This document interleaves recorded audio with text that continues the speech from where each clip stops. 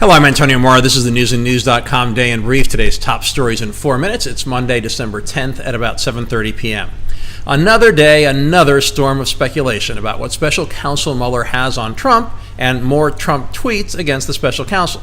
This all follows a day when top Democrats raised the prospect of impeachment. They couched their comments by saying we need to wait until we see the full report. But Adam Schiff, who will likely head the House Intelligence Committee, suggested the possibility of President Trump being indicted after he leaves the White House. What short memories these politicians have. Have they forgotten that President Obama's campaign was found guilty of finance violations involving nearly $2 million and that nobody was criminally prosecuted?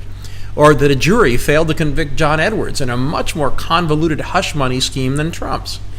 Or, as 2020 nears, how President Clinton ended up much more popular after impeachment than he was before? Also, would a violation that the Justice Department frequently does not prosecute rise to the standard of the high crimes and misdemeanors needed under the Constitution to justify impeachment? There's no question the scheme involving the National Enquirer was elaborate, but would a jury find it was an attempt to evade campaign finance laws criminally? Of course, possible campaign finance violations relating to the two mistresses may only be the tip of the iceberg of what Mueller has. We don't know. And imagine the reaction of the American public if campaign finance violations are the meat of what Mueller finds, and that Trump ends up proven right and no collusion with Russia is found. However, even though Trump tweeted that there is no smoking gun and no collusion, as he always does, news organizations have documented as many as 16 Trump associates who had contacts with Russia during the campaign or the transition. And I can't resist one aside here. Trump really should get somebody to review his tweets, not only to make sure he doesn't say something he shouldn't, but so he stops being a terrible example with his spelling, which, by the way, gives extra ammunition to his critics. Today he misspelled smoking twice as smocking. On the topic of Russia and investigations, accused Russian spy Maria Butina is reportedly poised to plead guilty to some charges. She allegedly gathered intelligence on U.S. officials developing relationships with American politicians through her contacts with the National Rifle Association. The man believed to be Trump's choice, or his top choice, to be his new chief of staff reportedly decided not to take the job. So the president's comment that we'd know quickly who would succeed John Kelly doesn't seem to be true. The turbulence in the Trump administration is undoubtedly a serious problem, and it goes way beyond the chief of staff. But the turnover in that top position is not that unusual, as some in the media would have you believe. President Obama had 4 chiefs of staff in his first term, and he was moving on to his third at exactly the same time in his presidency as Trump is. Reagan had 3 chiefs of staff in his second term, Bush 41 had 3 in his term, and Clinton had 4 over his 8 years. On the other hand, Trump's hypocrisy on the topic is worth noting. In 2012, he slammed Obama on Twitter, saying Obama couldn't get his agenda passed because of the turnover in his chiefs of staff.